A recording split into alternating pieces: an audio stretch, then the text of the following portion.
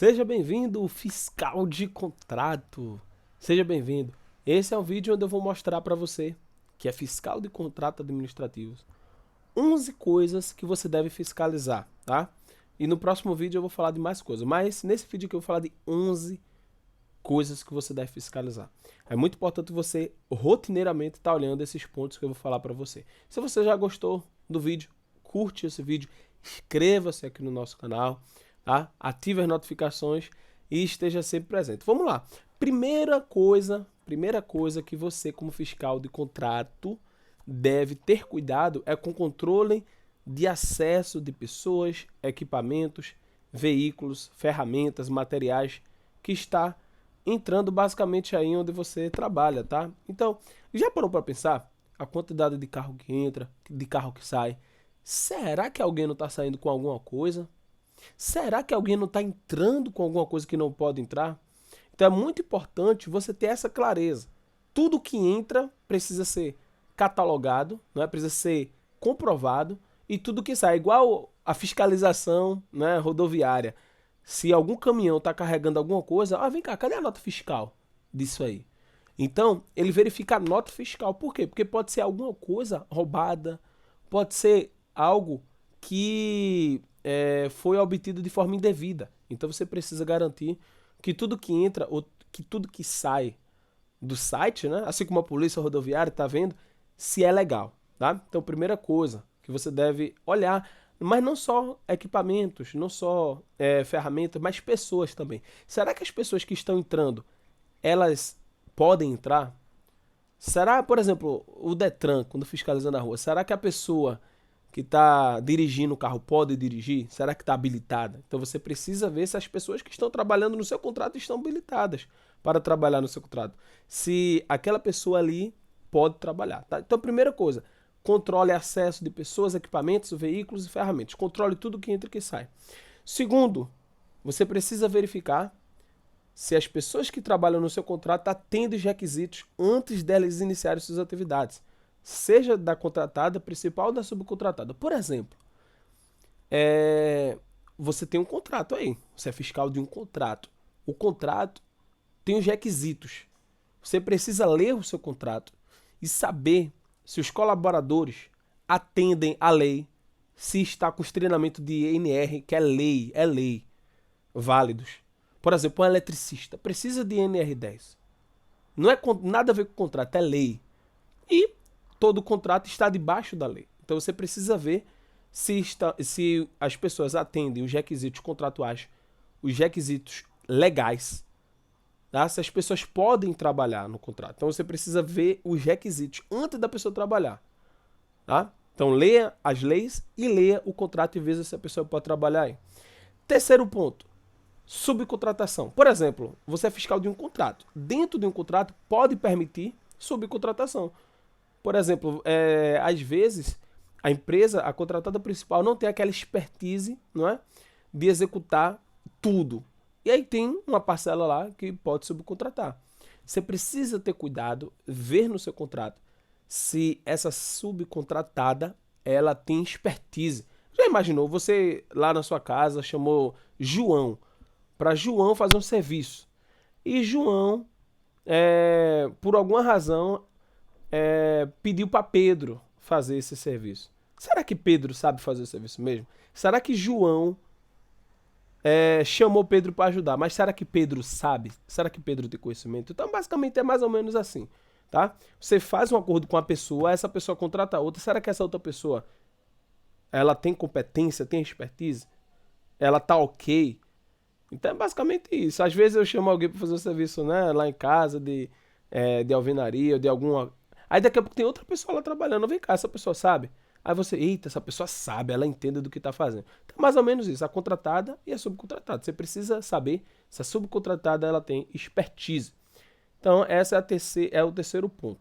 Quarto ponto, verifique se os empregados estão usando os EPIs adequados para atender às normas regulamentadoras.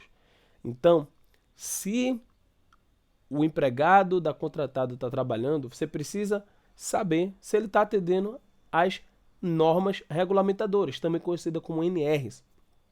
Será que os EPIs estão adequados para a atividade que ele está fazendo, leia a NR, leia o seu contrato, tá?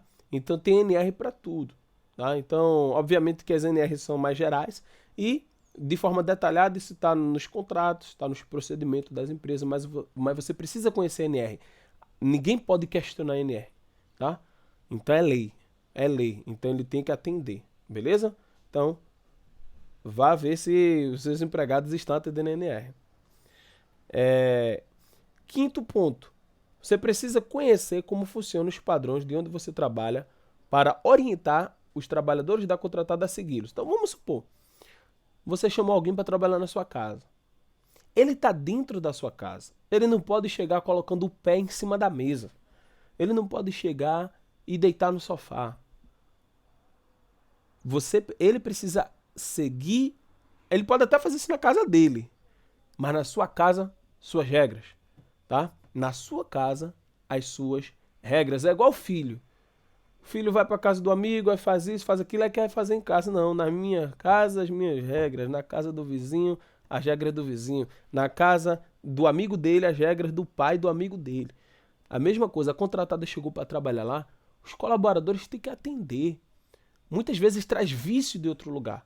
Precisa atender às regras de onde você trabalha, as regras da sua casa, os procedimentos da sua casa. Tranquilo? Sexta coisa, isso aqui é muito importante. Fiscal de contrato não precisa saber de tudo. Fiscal de contrato precisa ser municiado de informações das diversas áreas, né, que tem expertise em determinado assunto. Por exemplo, você vai ser municiado da área técnica, você vai ser municiado do demandante do serviço, você vai ser municiado da área de SMS. Então você precisa juntar as informações. Então é muito importante, e aqui é um alerta, não tente decidir tudo sozinho. Sempre pergunte, sempre pegue as informações, porque você é o fiscal administrativo. Você não é o fiscal técnico de tudo, não, você é o fiscal administrativo. Então, busque informações das áreas expertise. Poxa, eu tenho uma dúvida do SMS, vá no SMS. Peça ajuda do SMS. Poxa, eu tenho uma dúvida técnica, consulte engenheiro se tiver, não sei, na sua área. Mas não tome, não trabalhe sozinho, não fiscalize sozinho. Sempre seja municiado de informações. Sétimo ponto. É muito importante algumas atividades serem liberadas com o seu de acordo. Não atividade rotineira, né? Porque senão você vai ser o gargalo do processo. Por exemplo, existe várias situações em que a contratada executa o serviço que não está contratado. Pode acontecer. Não é? Então imagina, você contratou um pedreiro para fazer o balcão lá, né, da sua casa, o balcão da pia. Aí ele faz o balcão da pia, bota a pia, ele faz mais do que você pediu, mas você não tem dinheiro para pagar. E agora? Como é que se resolve isso? Aí, irmão, mas eu coloquei, mas não foi contratado. Então é muito importante algumas atividades serem liberadas com o seu de acordo, que é fiscal do contrato. Primeiro, você precisa conhecer o contrato. E se as atividades assim, que não são rotineiras, né, passar por você, opa, isso aqui não está no contrato, não. Não está autorizado a fazer, porque não tem como pagar. Beleza? Então é muito importante. E detalhe, não só nessas condições. Tem serviços contratados que é muito bom o fiscal dar o de acordo, porque são atividades críticas, tá?